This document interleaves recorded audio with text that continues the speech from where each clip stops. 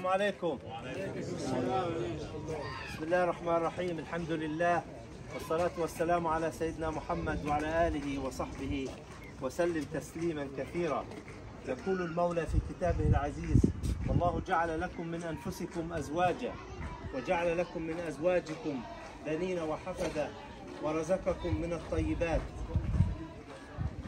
والرسول صلى الله عليه وسلم يقول: تناكحوا تناسلوا فإني مباهن بكم الأمم يوم القيامة.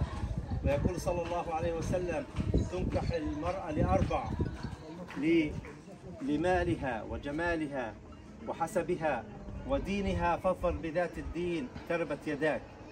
ونحن على شرع الله ودين الله يا إخوة، وهذا ديننا الحنيف الذي يحث على التقارب ويحث الشباب على الزواج حتى يقيموا ويبنوا البيوت الطاهرة، البيوت النقية، البيوت التي يحفظها الله سبحانه وتعالى ويكون منها النتاج الطيب والذرية الصالحة.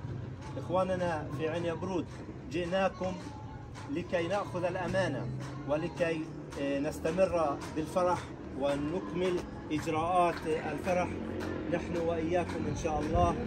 والبنت إن شاء الله سوف تنتقل من بيتها إلى بيتها وبيت زوجها معززة مكرمة محفوظة إن شاء الله بإذن الله.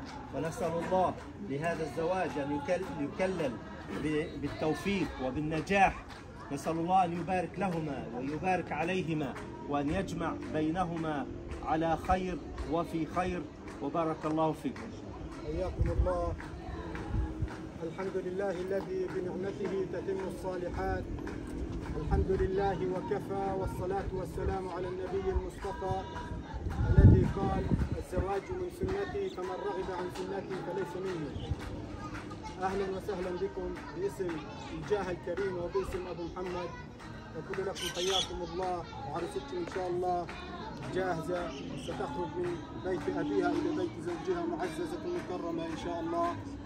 ويقول لهم: بارك الله لكما وبارك عليكما وجمع بينكما في خير إن شاء الله. أهلا وسهلا فيكم ويخلف عليكم، وتفضلوا معنا إن شاء الله يا إخوان. بارك الله فيكم.